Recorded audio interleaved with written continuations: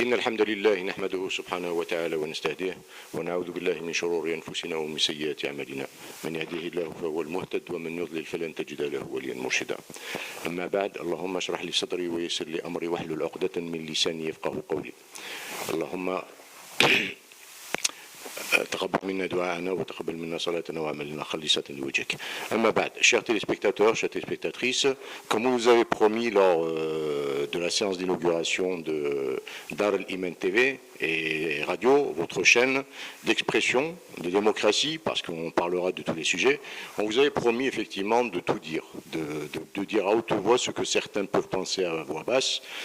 Et aujourd'hui, effectivement, nous avons croisé de façon tout à fait accidentelle, anodine, un événement, un phénomène qui m'a bousculé, qui m'a interpellé, autant moi que la communauté des musulmans dans leur ensemble, et qui nous a interpellés sur un phénomène qu'on appellera la stigmatisation de l'image du musulman, ou des musulmans dans leur ensemble dans le monde entier. On constate ces derniers temps, ces dernières années, que les attaques à l'encontre des musulmans ne cessent pas, ne s'arrêtent pas, que ce soit ici en France, que ce soit en Belgique, que ce soit en Suisse, que ce soit dans d'autres pays d'Europe, où a commencé effectivement la fameuse zizanie avec les caricatures du prophète Mohammed représentant le Nabi, le Kérim, comme étant un bédouin sale, mal habillé, etc. Et puis le fameux film aussi, le petit bout de film, le court-métrage qui a fait un peu le tour de la planète, tourné aussi tout récemment, concernant la vie du prophète, et où il était vraiment tourné en ridicule. C'est vrai qu'il y avait une levée de bouclier à l'encontre de ces événements. Et puis on s'est dit que les esprits vont se calmer et que ces personnes qui s'attaquent à l'islam de cette manière très offensante, ma foi, et disons, c'est en l'absence également d'organes représentant les musulmans du monde, parce qu'en présence de ces organes-là, effectivement, on serait arrivé à des procès, ma foi, très spectaculaires. Malheureusement, les pays ont réagi très différemment, très séparément. En Indonésie, bon, il y a eu des marches. En Égypte, il y a eu autre chose.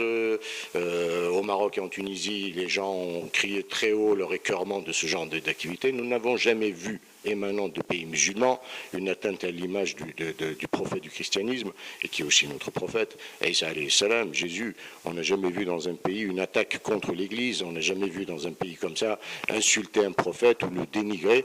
Alors on a l'impression que ça rentre dans une campagne globale. Bien. On s'était dit quand même que ces derniers temps, les choses vont se calmer, vont s'atténuer. Et malheureusement, non, pas du tout. Alors voilà, regardez avec moi l'analyse de l'image suivante qui est là, qui a été publiée tout récemment, il y a à peu près une semaine de cela, dans un journal largement diffusé, un journal gratuit, aussi dans les Bouches-du-Rhône. Regardez avec moi cette image, analysons très rapidement cette image, parce qu'on connaît très bien l'impact de l'image dans l'esprit des gens. Alors là, on représente un monsieur à peu près d'une cinquantaine d'années, ma foi, bel homme dans l'ensemble, belle barbe, bourkamis, une belle gandoura, et puis un turban, et à côté de lui, une jeune fille qui, ma foi, doit avoir entre 16 et 18 ans. Voilà. Donc, et on dénonce en haut, regardez, en fait, le résumé de ce message, c'est de dire que ce monsieur-là s'est marié avec une fille qui aurait pu être sa fille ou sa petite-fille. Bon. La fille aurait pu considérer que ce monsieur serait son père ou son grand-père, donc un écart d'âge flagrant. Bon, ma foi, c'est ce qui ressort de cette image. Je m'arrête moi une seconde, et je me dis pourquoi avoir représenté un musulman, parce qu'il a les caractéristiques d'un musulman, il a l'apparence physique et vestimentaire d'un musulman, pourquoi avoir représenté cette image par un musulman particulièrement ? On sait très bien à travers le monde européen, que ce soit dans le monde des acteurs et des actrices, des chanteurs et des chanteuses, ou même dans la société européenne dans son ensemble, qu'il y a eu et qu'il y a encore, et ça continuera je pense très longtemps, des mariages aussi abracadabrants, aussi bizarres que celui qu'on prétend dénoncer dans cette annonce. Je ne vais pas citer de noms, mais on a eu des chanteurs de 75 ans épouser des jeunes filles de 18 ans, des top modèles.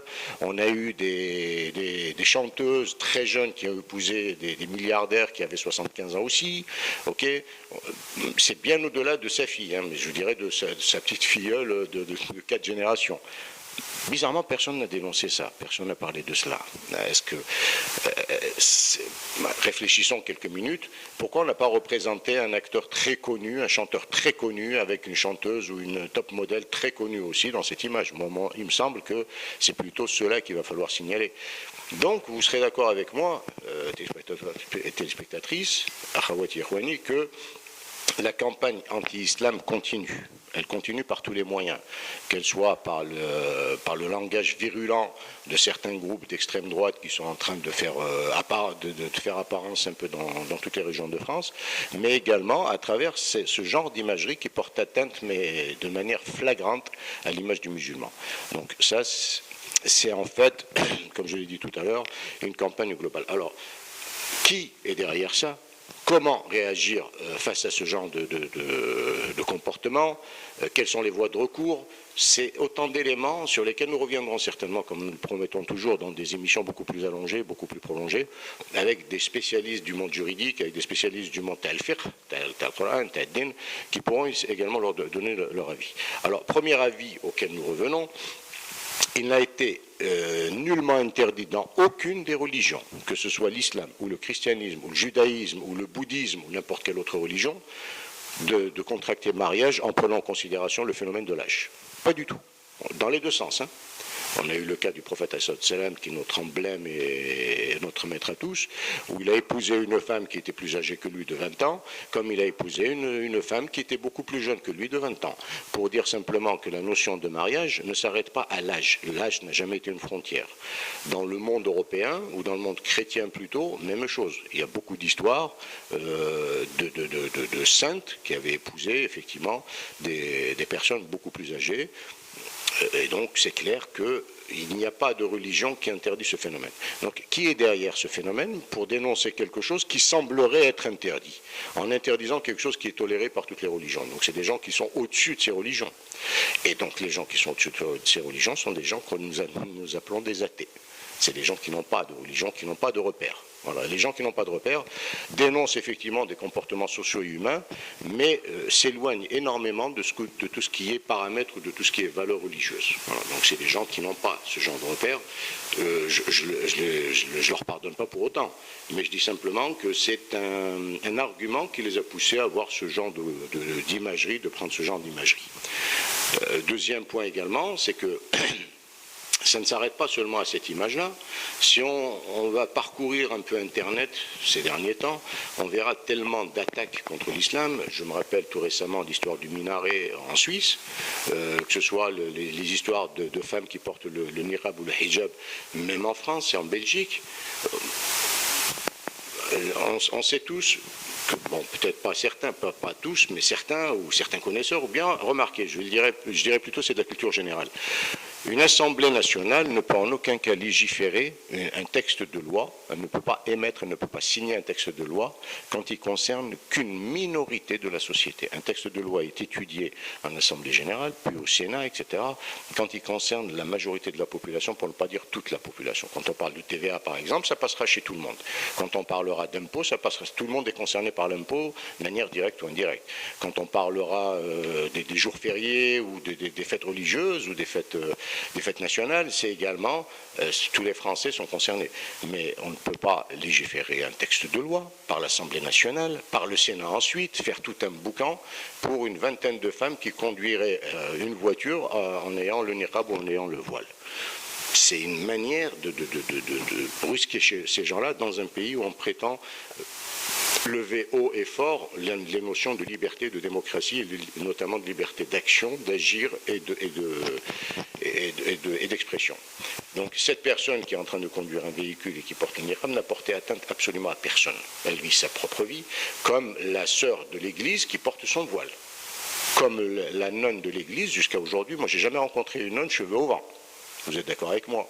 Une sœur d'église porte son voile, porte sa toque, porte sa robe grise jusqu'en bas.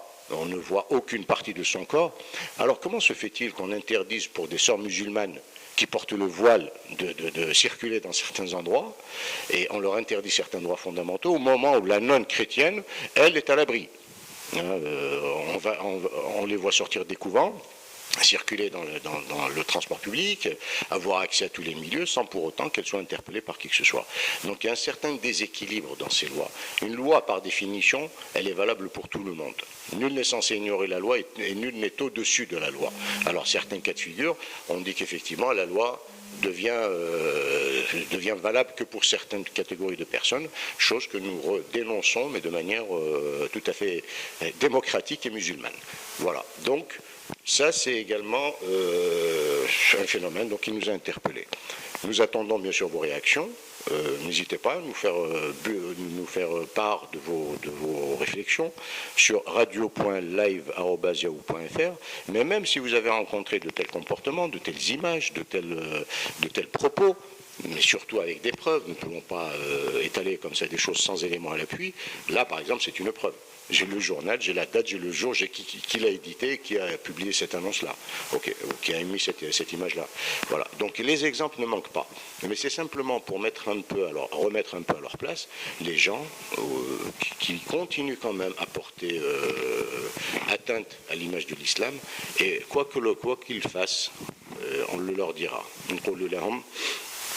Faites ce que vous voulez. Allah est là. Allah protégera son islam.